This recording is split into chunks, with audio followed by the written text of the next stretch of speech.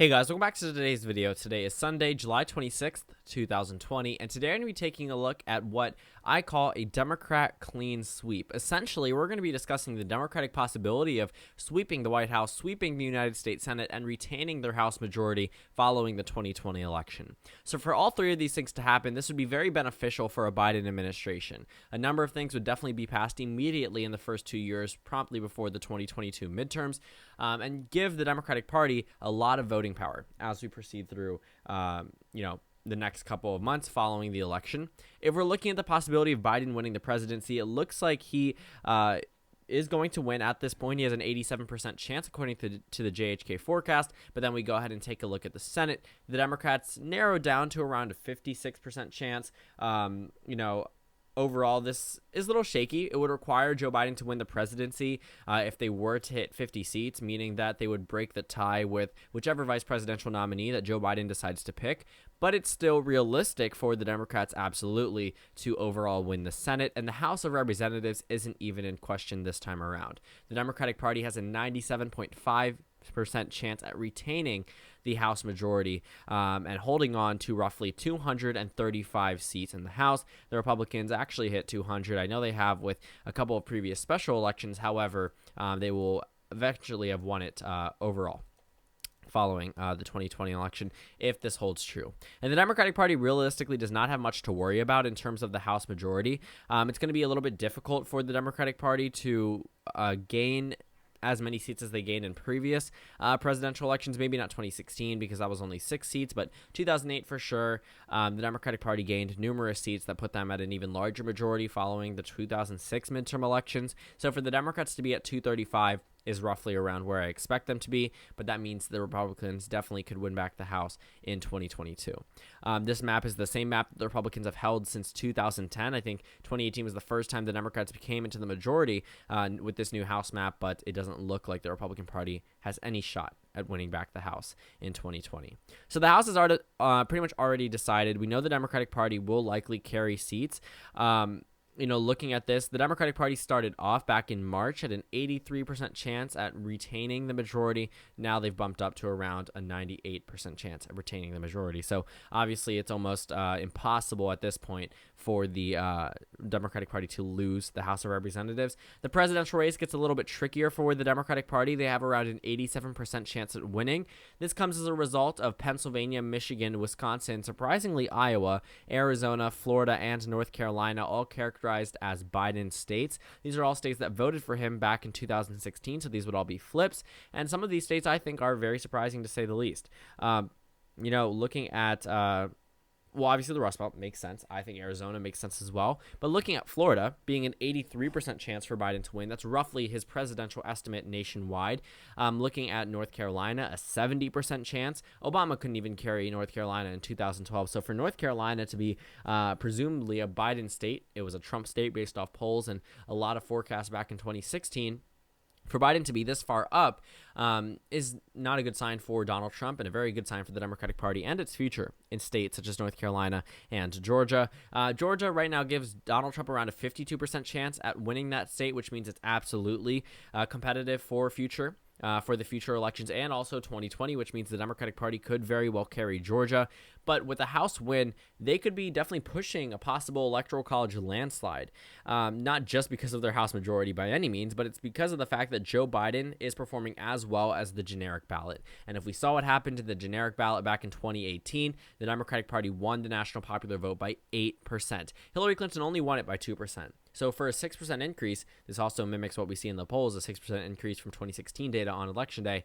That would absolutely be horrible for President Trump. So while President Trump is underwater in some states, he's not doing too well in Wisconsin, Michigan, and Pennsylvania. Wisconsin's actually closer than Florida. That's another reason why I think that's a little surprising. Florida will likely vote to the right of Wisconsin on Election Day. But Ohio is competitive. This is a state that went to Trump by 8%. Iowa went to Trump by 9%.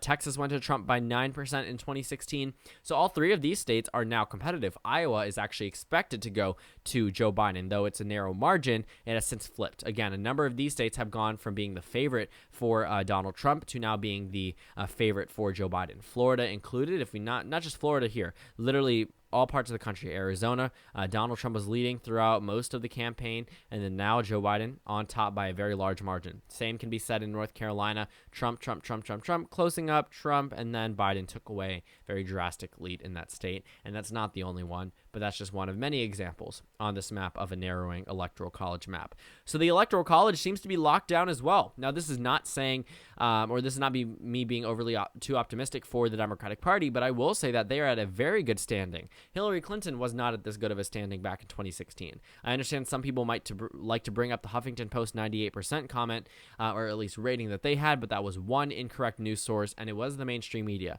These are actual forecasts that take into account way more than just, the people who speak on the TV.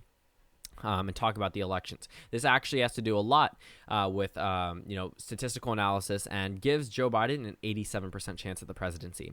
Granted, this is just a tad bit higher than where it was. Donald Trump's numbers are a tad bit higher from where they were just 2 weeks ago, but 13% as an incumbent president, not at all a good look whatsoever. So in this scenario, Biden flips 6 states, I believe. Yeah, 6 states. I don't know if they have Maine 2nd District up here. Let's go ahead and take a look. I don't know. I wish they did. They probably do, and I'm just missing it. It's probably right in front of me, and I'm not able to figure it out. But besides that, not only is Biden absolutely doing very well in the Electoral College, he is almost definitely winning the popular vote. At this point, Biden likely will have a very large Electoral College win over Donald Trump, and that won't come easy. He will have to win the popular vote by, in that scenario where he's winning that many electoral votes, by roughly 8% over Donald Trump. And so if we take a look at who realistically on The Economist, I don't have it up, but if you look at who has the chance at winning the most votes, I think Joe Biden's at 98% chance of winning the popular vote. Throughout the entire campaign season, I don't think there was a time where Trump was supposed to win based off this model. He was always underwater to Biden, but Biden at some point was, look here, at 54%. He's now at 87%. And if we look at the popular vote, even when he was close, he was still always expected to win the popular vote. Now it doesn't even look remotely competitive for Donald Trump.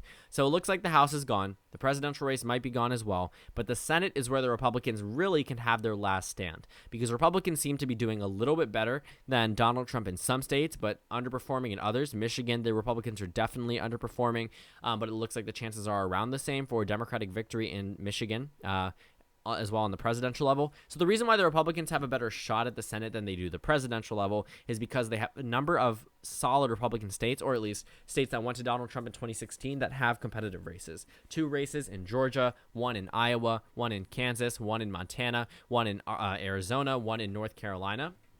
And all of these states are expected to go to or be super competitive or go to the Democratic Party. North Carolina, the Democrats are at a 56% chance. This is actually the exact nationwide estimate, so that makes sense. It's a tipping point state, but that's really interesting. Georgia has 2 elections. The Democrats are not expected to come super close, but they have a roughly 1 in 3 chance at winning regular Georgia, and then for the Georgia special, around the same chance. But it looks like they're the favorites to pick up Arizona. Martha McSally is the Republican incumbent there, and in Colorado, surprisingly enough, John Hickenlooper has less of a chance at winning Colorado than Arizona. That's a huge warning sign for the GOP. This entire Southwest region seems to be drastically moving away from the GOP very quickly.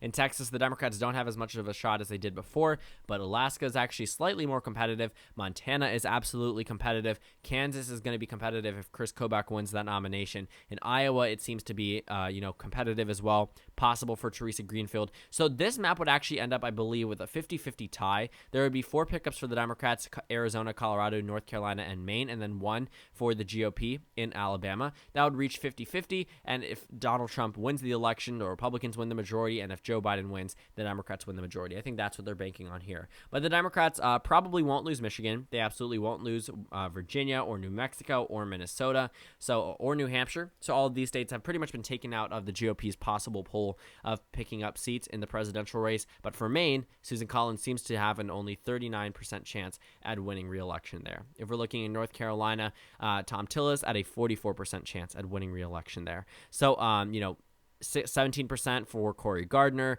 14% for Martha McSally, And it doesn't look like the Democrats will win an outright majority, which makes it a little bit more difficult for them to sweep the country, because if any one of these races goes wrong for the Democratic Party, the majority is taken away from them, and it's going to be very difficult to pass things with the Biden administration.